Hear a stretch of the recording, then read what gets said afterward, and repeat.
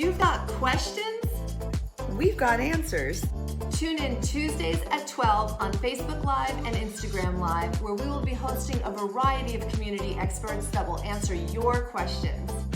I'm Paula Leech, licensed marriage and family therapist, certified sex therapist. Join me as we do some myth busting on desire.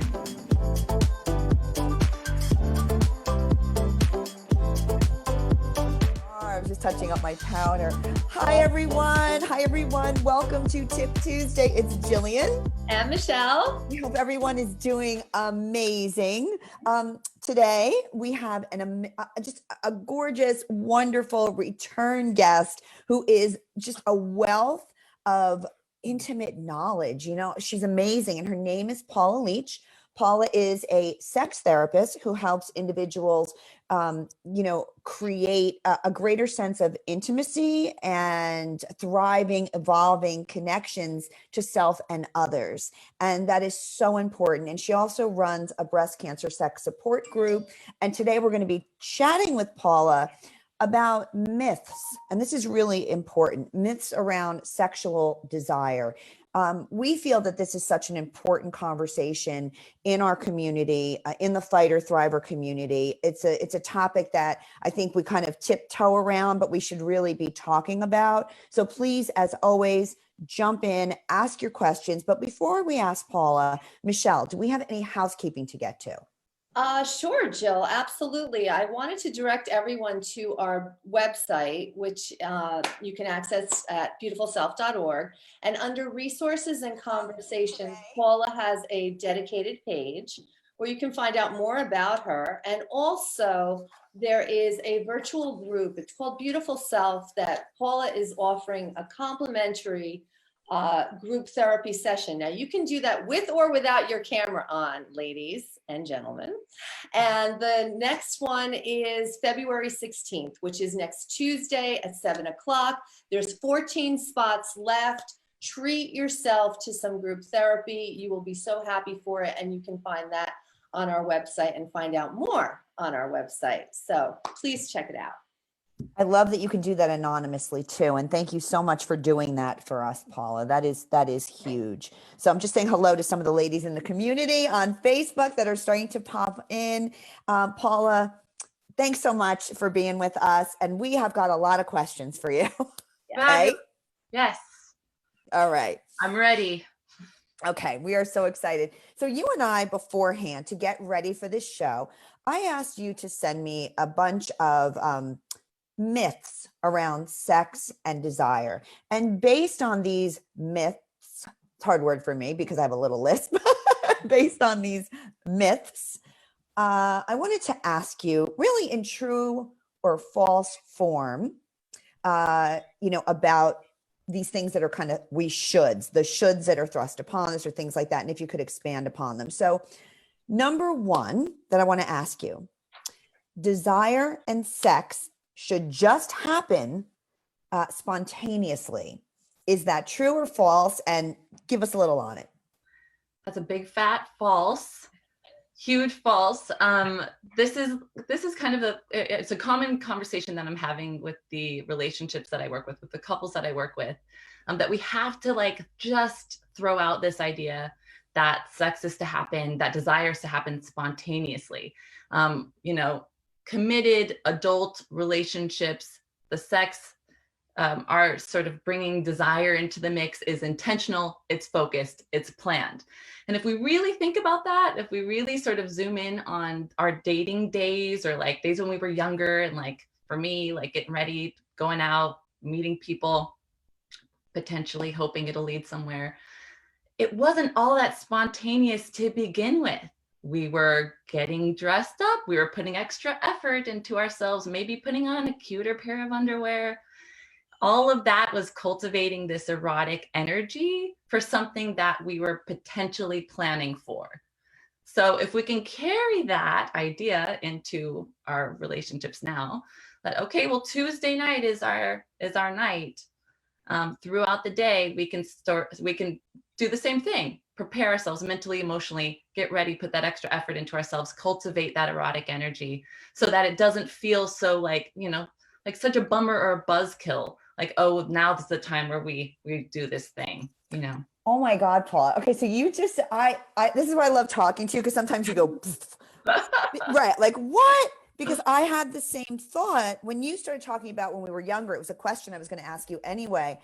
But you're right, because that is a conversation. I think whether you're a survivor or not, once you're past menopause, you start to think about, oh, when I was young, it was so spontaneous.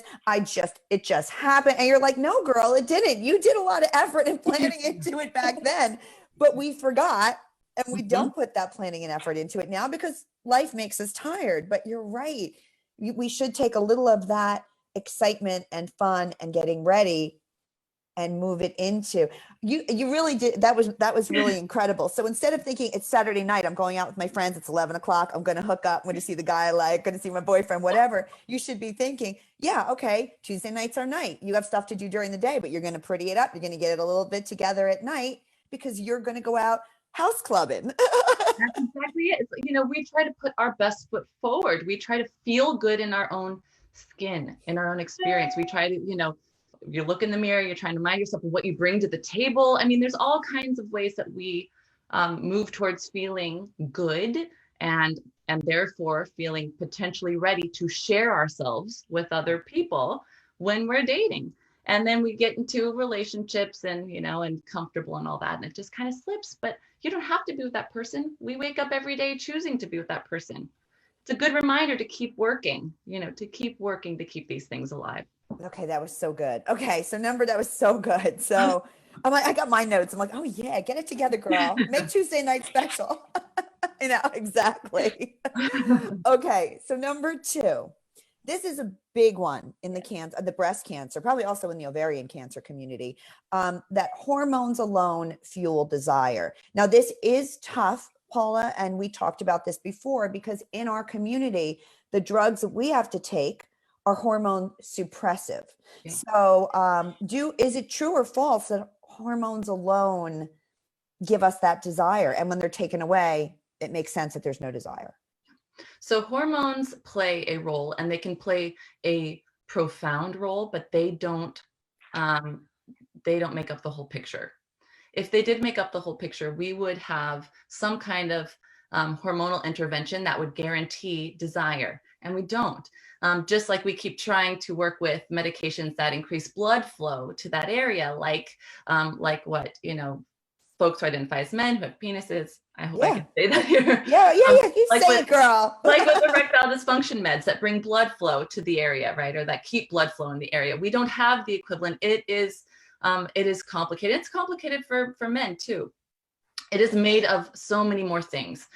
Primarily our relationship to ourself, our relationship to self-worth, but also our experience of being vulnerable, letting go of control, our relationship to control, our feeling deserving of pleasure, of wanting, is huge. And that doesn't have to be perfect. And it is never perfect. We never are, you know, I feel completely confident in who I am, completely deserving, completely worthy.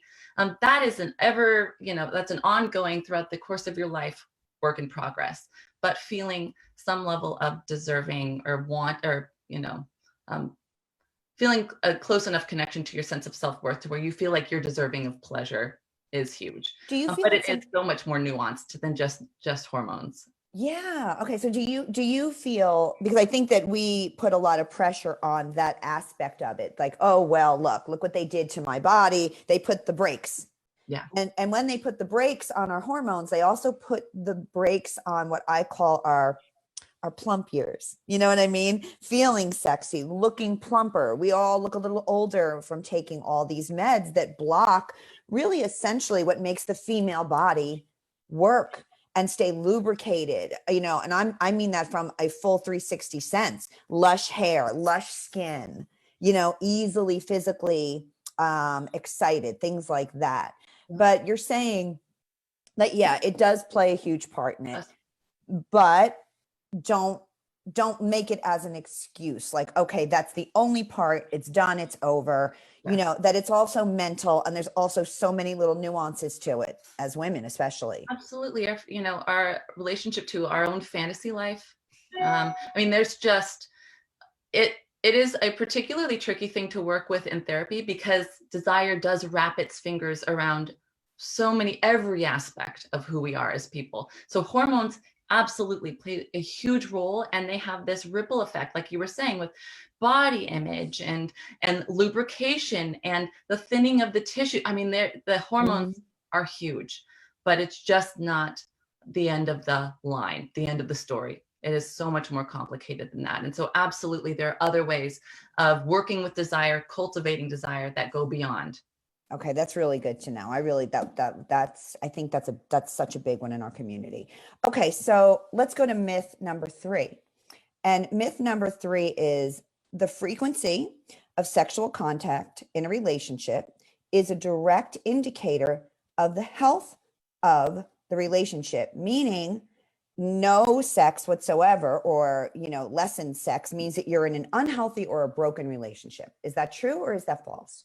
That is so false too. And that's a really harmful one, because we have this really silly story that you have to be having sex a certain amount of times a week, a month, a year, in order for your relationship to be healthy. There are lots of relationships where people are having no sex at all or very infrequent sex, and they feel really satisfied.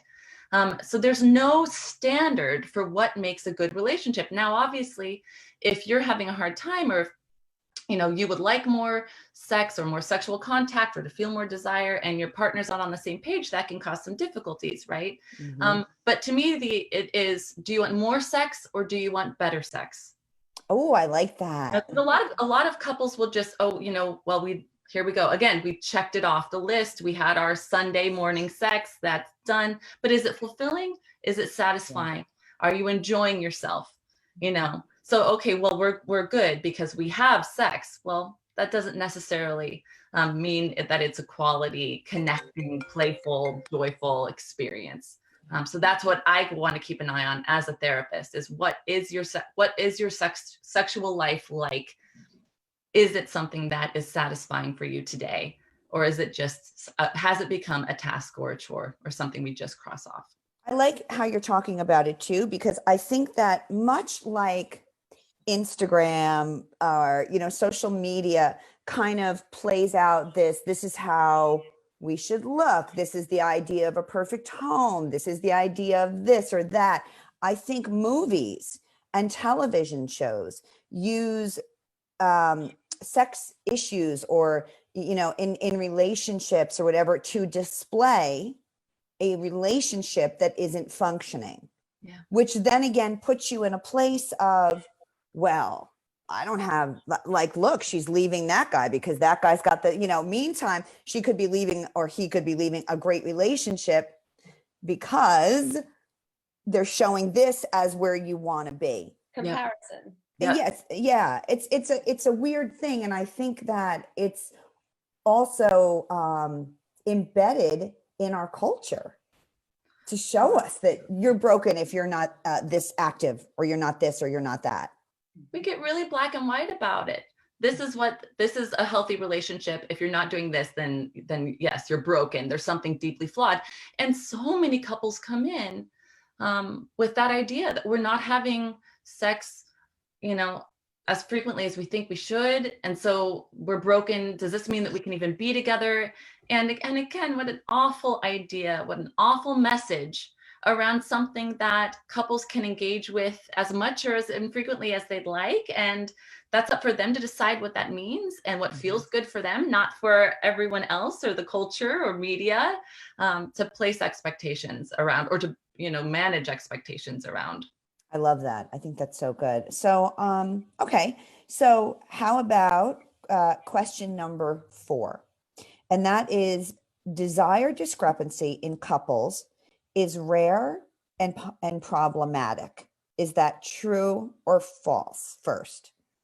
So if we haven't gathered from everything that I'm saying, it is false.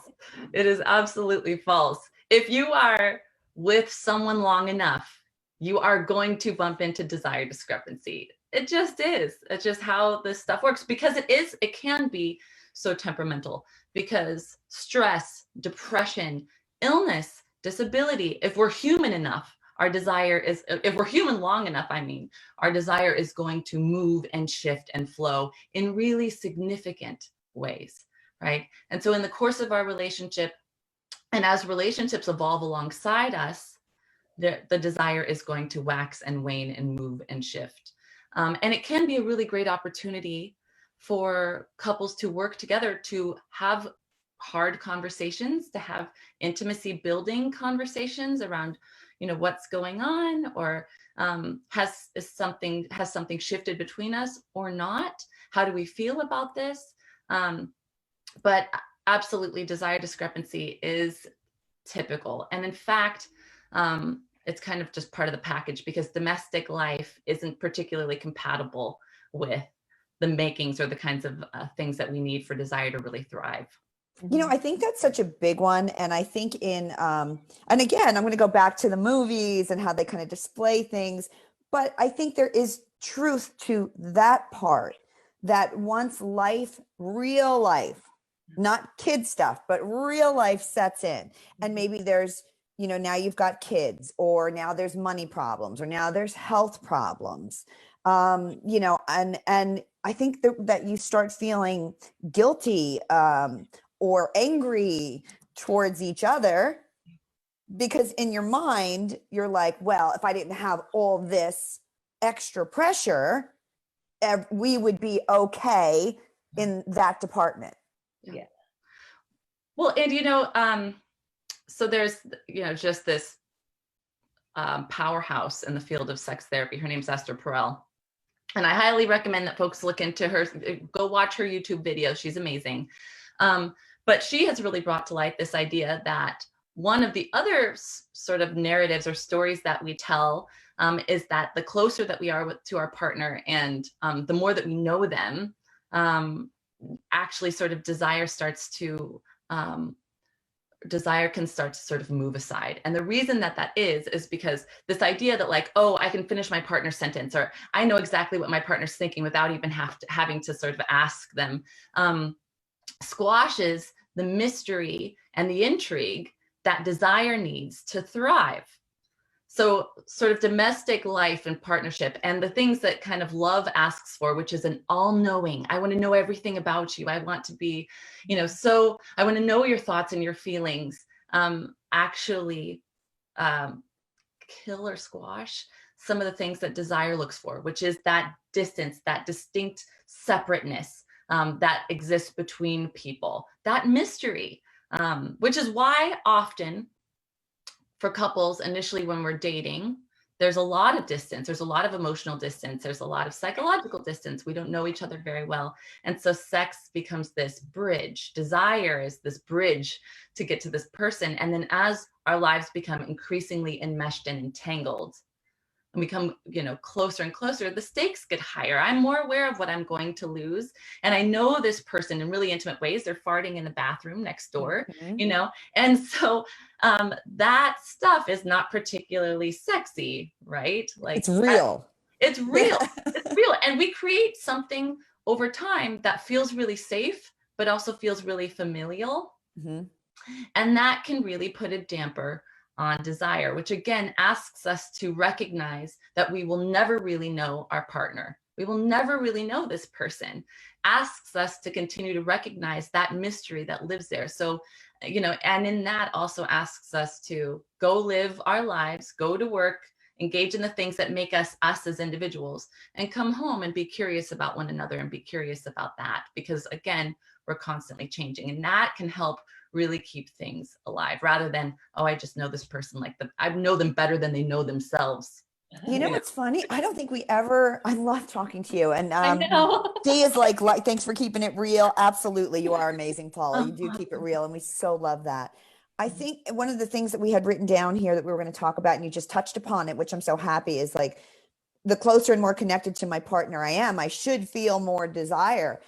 And like you just said, sometimes that familiarity, it's not that it takes away desire, but like you said, you're so familiar. And I read an article on a long time ago, I don't know if it's still true, that Goldie Hawn and Kurt Russell have been, they've been together like almost 40 years, and that they purposely have different bedrooms they purposely for you, and I don't think they're married, right? They just live together. But they purposely keep, now I know that's not for everybody, but I'm just saying that worked for them because they felt it kept parts of their lives that they didn't really want to know, like bathroom habits or whatever it might be, know about each other.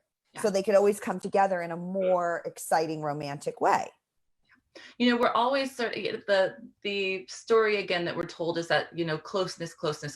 And, you know, and in the context of relationships, we need to keep an eye on both closeness and distance, so that we can keep sight of the fact that I am distinctly separate from my partner. I don't have access to every single thought, every single feeling, and their thoughts from yesterday are not necessarily their thoughts from tomorrow. And so again, being able to bring that curiosity, continue to have that curiosity, truly date your partner in an ongoing way is so hugely important, because again, we crave this safety and stability in relationships that is often at the expense of the kinds of things that are important to keeping that desire alive. And then we're looking around going, well, why is this happening? Why am I not wanting to have sex nearly as much as, you know, I did in the beginning? It's really funny because I think, you know, for most of us, we set out in the beginning. You know, I think that's nature in a way. And sex is that part of that courtship because you want to nest. Yeah. And then after nesting for so many years, you're like, oh, this is familiar. Like, right. So it's that's love. That's love. And then there's desire. There's lust and there's this. And well, and there's so many there's different kinds of intimacy. There are different realms of intimacy. Right. And so, you know, that's another thing is we do need to keep sight of ourselves. This is something that, you know, happens in therapy a lot. Desire discrepancy shows up, or lack of desire, or sort of a pulling away sexually happens when we feel like we're losing our sense of autonomy in the relationship. So we can have fears about abandonment, but we can also have fears of losing ourselves.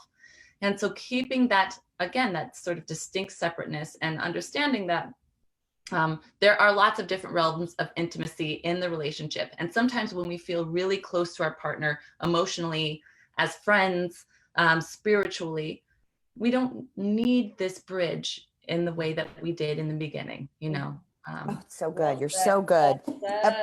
Yeah, so well said. Everyone's like, great talk, great talk. It is such a great talk. No, I'm really. such a hot mess. I'm so nervous all the time. No, you always say that, and you're so good. You're so, the show is not even going to run a full half hour because your information, we're like, yeah, this was so good. And especially with Valentine's Day coming up, like all that pressure of a day. Mm-hmm. You know, oh, absolutely. Well, and people, you know, sex is not worth wanting, is not worth having. If it's something that is not fun or doesn't make you feel alive or connected to some part of yourself, or at least makes you feel closer in some capacity to you or your partner, you're not going to crave it. And so it's another reason to challenge ourselves to be more open. And that's really hard, but being more open with our partner and in our relationships about what we like now today and what we'd like to try now today and explore in an ongoing way so that we can continue to crave something that is worth craving, you know. Yeah, I like that. I like that a lot. So it's almost like having one really good piece of chocolate rather than just eating a whole damn bar that's very generic. Really, absolutely. And again, you know, let's look at this in more nuanced ways. What is that like really yummy piece of chocolate? Was it that eye gaze that I got for a few moments there as we were kind of tumbling around? We just sort of stopped and looked at each other? Or was it a mind-blowing orgasm?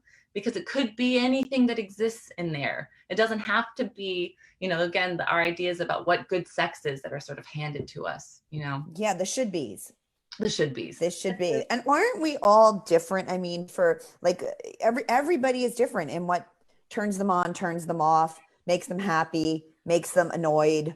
So it's really, like you said, I love everything you said. I love that you've busted all these myths, you know, and really it sounds to me that it's about, you know, to tie it up with a bow on it, that it's about forget all the should. You should feel this. You should do this. Your relationship is broken if you're not doing this. Your relationship is broken if you're not having sex. You know, your relationship should not be just using it as a task, you know, and that, how do you feel as we wrap this up about the communication between two partners? that would like to work on their sex life, but like you said, in a way that's fulfilling to them, not just for the sake of working on it, because we should work on it. How do you have couples approach that?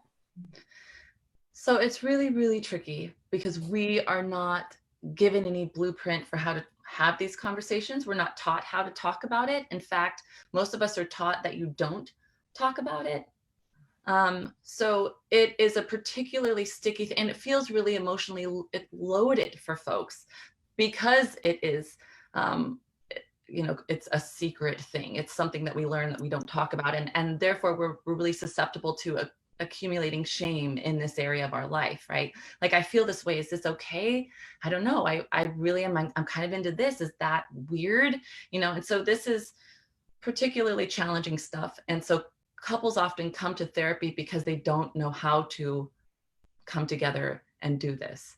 And what I start them off with a lot of times is an exercise that I learned from Gina Ogden, who has passed in the past couple of years, but she was an awesome sex therapist and she did a lot of writing, but where she had couples turn towards one another, and you'd start with one person and you'd have them say, I turn myself on.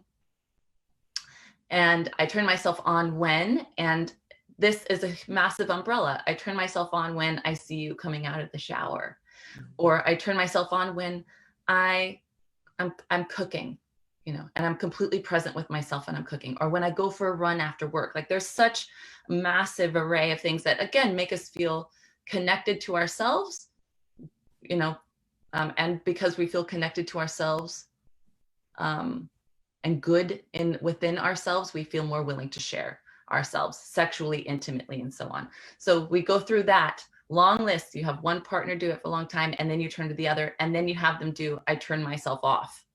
And that is also really interesting because it can be, I turn myself off when I'm listening to the dog in the other room while we're trying to make love, or I turn myself off when I'm focused on the chores that I need to do rather than focusing on you, and just getting them talking in this way,